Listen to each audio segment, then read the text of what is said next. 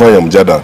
Lakini sisi kama chama cha Jubilee ndio wa kwanza kusema tunajiunga na Wakenya wengine kukataa Finance Bill 2026, reject Finance Bill 2026.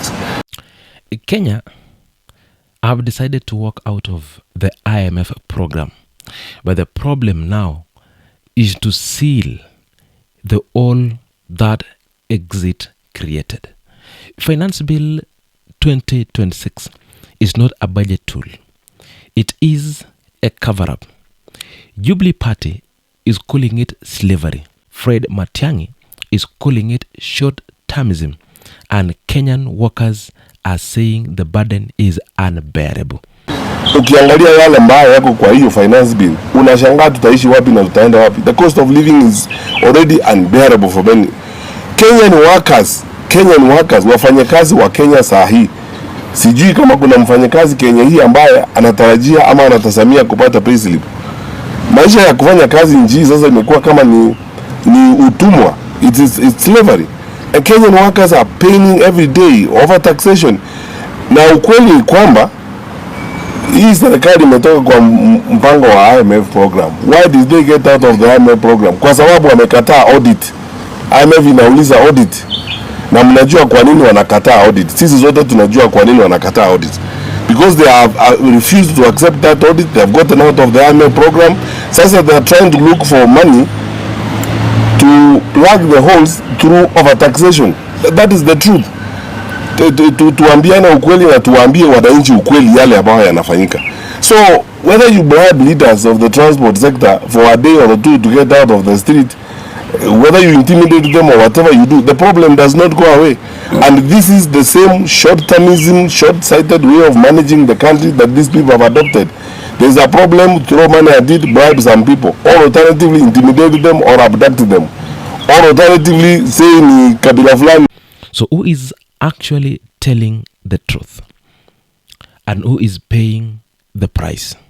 So before we continue, ladies and gentlemen, listen to Fred Matiangi. On Wednesday, May 20th, 2026, Jubilee Party issued a formal press statement accusing the Ruto's government of economic failure and relentless attack on retired President Uhuru Kenyatta. Same day, Jubilee Deputy Party Leader Fred Matiangi went further, publicly linking Finance Bill 2026 directly to Kenya's exit from the IMF program and what he called a deliberate over-taxation of ordinary workers already at breaking point. A Jubilee Party statement did not mince a single word. The party accused the current regime of being, in their own language, dangerously obsessed with retired President Uhuru Kenyatta instead of governing, instead of fixing a collapsing economy, instead of addressing the pain Kenyans are living through every single day. The administration chose to spend the entire energy launching relentless attack on a retired president and dragging his family into political theater.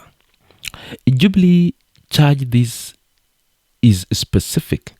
Rather than governing, the Ruto administration is deflecting, reaching backwards into Uhuru's teacher to assign blame for failures happening right now under their current watch. The party went further. Senior government officials, including cabinet secretaries, have been accused of deliberately targeting one community. That accusation moves this story beyond economics. It places it squarely in the territory of identity politics and raises the temperature of an already volatile national environment. But it is a Jubilee Deputy Party leader, Fred Matiangi words that carried the sharpest edge. Former Interior Cabinet Secretary stated plainly that Kenya exited the IMF program. That exit created a financing hole. Finance Bill 2026, Matiangi argues, is not about development or infrastructure. It is about plugging that hole through pockets of workers who are already on their knees. The former CS called it slavery, called the government approach short-termism, a pattern of throwing money at problems, bribing sector leaders to clear streets for a day or two, intimidating protesters or abducting them, then repeating the whole cycle again. Transport sector was specifically mentioned. Matiangi suggested leaders were bribed for a day or two to stand down from the street action. The implication is stark. Government crisis management totaling has been reduced to three instrumentals. One is money. Two, intimidation. Three, abduction. Jubilee closed with a direct demand. Before this government drags Kenya's 50 years into the past to assign historical blame, stand before Kenyans and answer for the blood on streets today. Answer for the lives lost during protests. Answer for the insecurity spreading while the state looks the other way.